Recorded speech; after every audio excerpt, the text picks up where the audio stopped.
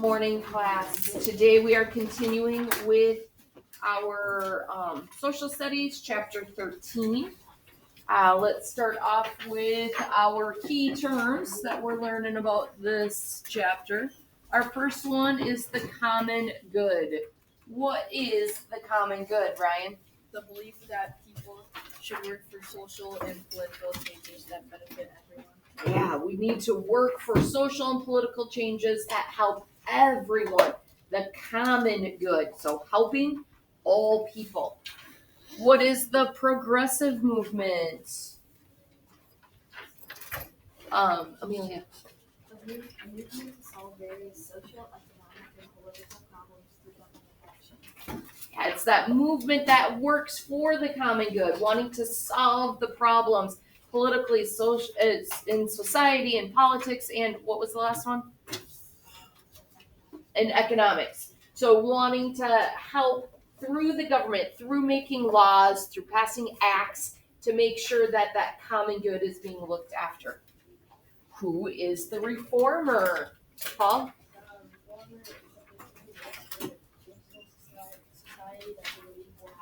Yeah, it's that person who's working to make the changes, who is working through that progressive movement, looking out for people, wanting to make reforms, to make the change for the good of everyone. What is suffrage, Peyton? The right to vote. The right to vote. Monopoly. What is a monopoly, Ethan? Total control over a supply or product or service. Say it again. Total control over a certain supply or product or service. Yep. So it's that total control. They have a monopoly, so think about the game. Thank you very much. In the game Monopoly, you want to have total control over all of the properties on the board. A monopoly has total control over their product or service in that industry. So they have all the control. They can set the prices. They can make it as expensive as they want. What is discrimination? Right? Discrimination is unfair treatment of a person or a group based on race, religion, gender, sexual orientation. Or Ethnic background. So it's that mistreatment because of one of those characteristics, because of your race, because of your religion, because of your gender, because of your sexual orientation, because of your ethnic background. So it's finding that difference and people are treating you bad because you're different. What does allotment mean, Gabby? A share or portion of something that is being assigned out. And the boarding school. Scarlett? A school which students live away from families. Yep. It's the school where students live away from their families. So it's not an exchange student who's living with a new family for that time. That's different. Exchange students are different because they're living with a family. The new family becomes their family while they're at the place they're at. Boarding schools, you live in a dorm. You're not living with the family. Do they also live over the summer? They can. Boarding schools, sometimes students would go home for the summertime when they're not in school. Sometimes they might have a place for students that need a place for over the summertime. It depends on the school and it depends on the student situation. I don't know that many people that go to boarding schools. Mateo's friend that is down at Shattuck St. Mary, he's only there during the school year. He comes home during, I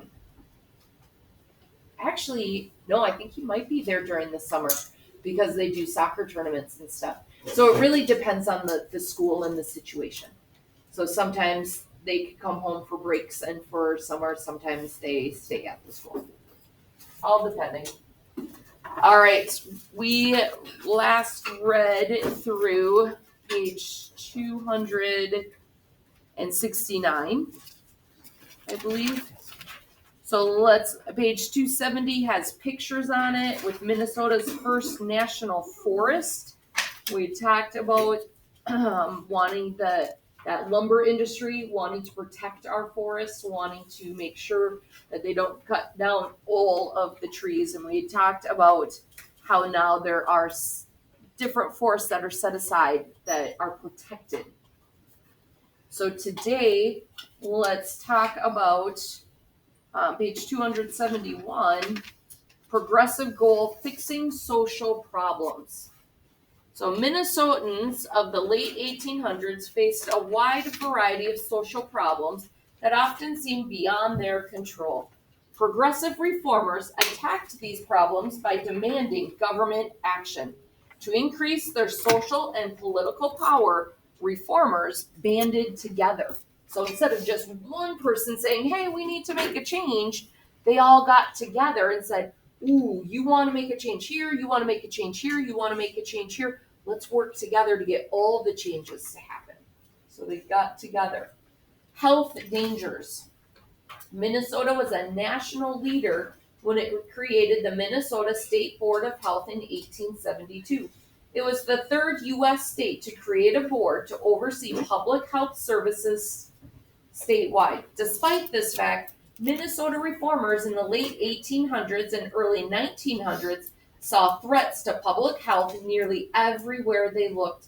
Reformers were especially concerned about public health in larger cities. Why would you be more concerned about public health in the larger cities, Colin? Because there's more people. Yeah, there's a lot more people and a lot less space. So you're a lot closer together. You can't do the social distancing like you can out on the farms. Disease was an increasing concern for people packed into densely populated cities. As cities grew, crowded living conditions allowed diseases to spread more quickly.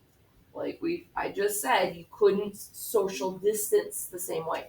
So think about like apartment buildings. There's all those people living close together. You're seeing people all the time. You're living out on the farm, you could be pretty isolated and only see people when you go into town. So if there's a disease going around, you just stay out on your farm and maybe one person goes into town if they need to buy something and goes back out. You don't see many people. In the city, you see people all the time and you're close to people all the time. In cities and towns, women had to lift up their long skirts to avoid dragging them over filthy streets and sidewalks covered with horse manure and tobacco spit. So if you think about pictures that we've seen of the olden days, women would wear dresses that went all the way down to their feet. So if they're walking and there's a big pile from a horse, they have to like lift up their skirts so it doesn't accidentally brush over it. They might not be stepping on it. It might be to the side of them, but they don't want to get that onto their dress. They had to constantly be lifting up their dresses and skirts. There's the horse droppings. There's tobacco spit. People would just walk down the street and spit out their tobacco, their chew. That's just nasty. So they had to try to avoid all this. Think about if somebody is spitting, it has all of their germs in it. You don't want to get that onto your clothes. In the late 1800s, the carcasses of horses, cattle, hogs, and other animals were regularly seen floating in the Mississippi River, the source of drinking water for the city of Minneapolis. Yeah, you heard that right. There would be dead animals. That's what a carcass is. So there'd be these dead animals floating down the river. So if you think about dead animals, they carry diseases on them. So those diseases are getting into the water, and that's what people were using to drink from. So they're being potentially exposed to diseases from the dead animals. In St. Paul, a police officer and his wife lost 3 of their children in one day to typhoid fever. This disease infected people through contaminated or unsafe water. So because the water wasn't clean, people were getting typhoid fever, and it was very deadly. By the turn of the 20th century, reformers were beginning to make progress. The State Board of Health promoted good sanitation, clean water, and safe disposal of sewage. The board recommended quarantine or isolation for patients with highly contagious diseases such as smallpox and diphtheria. The board also set up a vaccination program in the 1890s to help prevent smallpox. So think about in our recent times with COVID being passed around, if you were exposed to COVID, you had to quarantine. If you had COVID, you had to quarantine. You definitely had to quarantine. That was to help stop the spread of disease. Back at this time, that's when they first started realizing that people needed to quarantine. That in order to stop the spread of disease, you had to stop exposing people to the disease. So when we quarantine, when we're in isolation, when we do social distancing, it helps stop that spread of disease because it doesn't have another person to pass on to. The spread of disease remained a problem well into the 1900s. However, this was evident in the flu epidemic of 1918 and 1919, which killed as many as 10,100 Minnesotans. Reformers and health officials at the state and local level would have to continue working hard to improve sanitation and limit the spread of disease for many years. It's still an ongoing thing as new diseases come up. So new diseases surface, and we still have to work to stop that spread, which is what we saw with COVID. Thankfully, COVID has gone way, way, way down. Not as scary as it was 2 years ago. That's because we've been working on stuff that was starting to get put into place back over 100 years ago. Anna, do you need to switch spots or can you handle being calm and quiet? In addition, both state and federal governments began making laws to improve the quality and safety of food. Minnesotans, like other Americans, were buying more and more food that had been processed in factories. People wanted to know that the food they were eating was safe. So instead of growing their own food on their farm, having their own animals that they butcher, now they're starting to buy stuff that's coming from factories. So they're buying more food at the store. They want to know that it's safe food. You know, when you're growing it in your own garden, when you're raising your own livestock, you know what they're eating. You know if you put any chemicals on the food to stop the weeds from growing or to keep the pests away. So you know what you're getting. You know if it's clean and safe. Coming from a store, back then, they didn't have the regulations that we have now. So people wanted to know that it was clean and safe, but there was nothing there telling them it was. The State Board of Health supported government regulations for food safety. In 1906, the government enacted the Pure Food and Drug Act, along with a new meat inspection law to help make sure that Americans' food would be safe.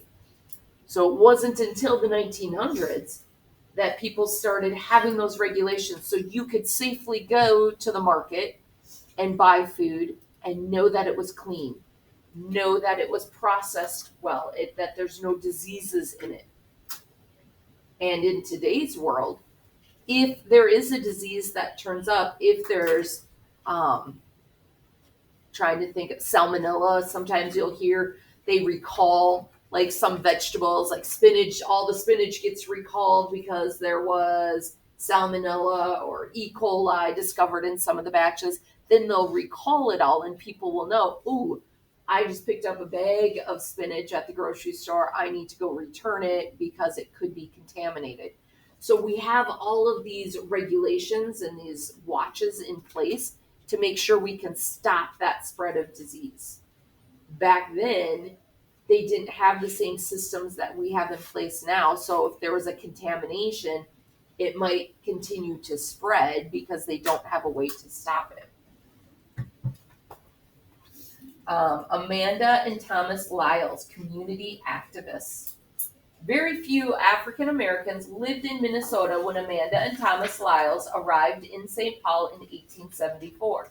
Those who did regularly experienced discrimination as a result of their race. They often were unwelcome in hotels and restaurants. They were unable to rent or purchase homes in many neighborhoods. Almost from the moment they arrived, Amanda and Thomas Lyles set out to help their fellow African Americans cope with these unfair practices. So even though they're not slaves anymore and they should have the same rights as everyone else, they didn't.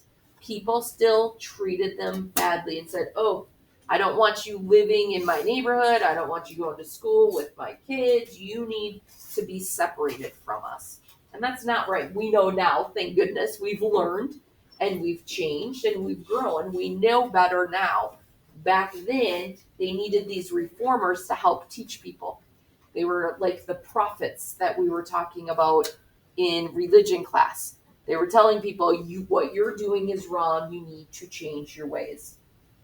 Upon arrival, Thomas opened a barber shop. Amanda operated her own hairstyling business as well. Thomas entered the real estate business, buying homes that he would rent or sell to other African Americans. He also opened the first African American funeral home in Minnesota in 1906. Together, Thomas and Amanda helped found a church in St. Paul. Amanda served as the church's choir director and organist. Amanda Lyles devoted much of her time to important causes. At one time, she was president of the state organization of Afro-American women's clubs. She called for laws to protect black people from mobs of angry whites who would lynch or kill African Americans without a trial. So that was still happening in the early 1900s. Again, thankfully, we've learned and we've grown and life is different now, but it's because of these reformers, because of these prophets trying to teach people. So I'm calling them a prophet. They didn't actually have God speaking to them like the prophets in the Bible, but it's like we talked about yesterday in religion, that we all can be prophets. We all can help change people to live how God wants us to live. That's what Amanda and Thomas Lyles were doing. They were helping to change people so we don't have these kind of practices anymore. She supported the women's suffrage movement. She spoke out against the selling of alcohol. She called for an end to job and housing discrimination. She also raised money to establish a home and school for African American orphans in Chicago. Thomas was an active member of the Republican Party. He is given credit for convincing the mayor of St. Paul to hire the city's first African American policeman in 1881. He also helped launch an African American newspaper and a publishing company. When Thomas Lyles died in 1920, Amanda Lyles took over the funeral home business. She successfully ran Lyles Funeral Home until her death in 1937. Racial discrimination. In the years following the Civil War, Minnesota had enacted a series of laws designed to protect the rights of all Minnesotans, including African Americans. Even so, the state's growing African American population faced many obstacles and dealt with discrimination. Some employers wouldn't hire them, and some communities wouldn't welcome them as neighbors because they were African American. How silly is that? I am so grateful that times have changed and now we don't have to worry about people treated poorly because of that. That we can be friends, we can be neighbors with everyone, and we can have the new experiences. We can learn from their different cultures, like the immigrants coming from Kenya, bringing in their cultures. We can learn from them and we can be exposed to so much better things. African Americans responded to this discrimination by taking action. In 1887, African Americans in the Twin Cities rallied support for William Hazel. Hazel was an African American architect who had been refused lodging at a local hotel. With the help of African American newspaper editor John Q. Adams and others, Hazel sued the hotel and won because they refused to let him stay at the hotel. That's pure discrimination. There was no reason for it. The judge ordered the hotel to pay him just $25 in damages. Many African Americans were insulted by the award. They believed the hotel should have received a harsher punishment. So the judge said, yep, you're guilty. You were discriminating, but I'm not going to charge you too much money. So in a way, he was kind of doing a wink and a nod saying, yeah, I got your back. You're in trouble, but you're not really going to be held accountable for it. So even though they were found guilty, there wasn't a consequence that matched their crime. They weren't held to that same accountability that they should have been. They should have been charged a lot more because what they did was serious. Many of the same African American leaders who had supported Hazel went on to form the Minnesota chapter of the Protective and Industrial League. This was a national organization designed to promote and protect the rights of African Americans. In the coming years, branches of other national organizations, the National Association for the Advancement of Colored People, the NAACP, for example, were also established in Minnesota. This is an organization that's still around today, and it was started right here in Minnesota. In later years, several local African Americans went on to lead some of these national organizations. And our picture here is Frederick Mcgee, was the first African American lawyer in Minnesota and a founder of the Twin Cities branch of the NAACP. So Minnesota played a big role in these reforms, trying to help get equal rights for the African Americans, trying to make sure that everybody's treated equally, treated fairly, following our Catholic social teachings, treating people with dignity. Treating people with dignity is a big thing. Saying you can't stay at our hotel because of the color of your skin, not treating people with dignity. We need to remember to be the voices like Amanda and Thomas Lyles. We need to remember to be those voices like we learned about in religion, to stand up and say, hey, what you're doing is wrong. Okay, you can be the reformers in your family, in your community, in your school. You can be those prophets that we were talking about, telling people, hey, that's not how God wants us to live. What would Jesus do? Okay, he definitely wouldn't discriminate against people. He definitely wouldn't make off-color jokes that hurt people's feelings, that make people feel bad. Those kind of jokes, there's no place for it. We need to treat people with dignity. We need to remember that at all times, how we are supposed to be acting. Be like the reformers, be like the prophets. Help others, help change. So in 100 years, people would say, wow, why would they do that? That's just goofy. Just like now we're looking at this saying, what? They wouldn't let people stay at a hotel. They wouldn't let people buy whatever house they could afford to buy just because of some characteristic, because of their religion, because of their race, because of their ethnic background, any of those discriminatory characteristics. How silly is that? So hopefully that we continue to make these changes and these reforms to make our society better for the common good. With that, we're going to say goodbye to our friends at home. We hope you are well, and we hope to see you soon.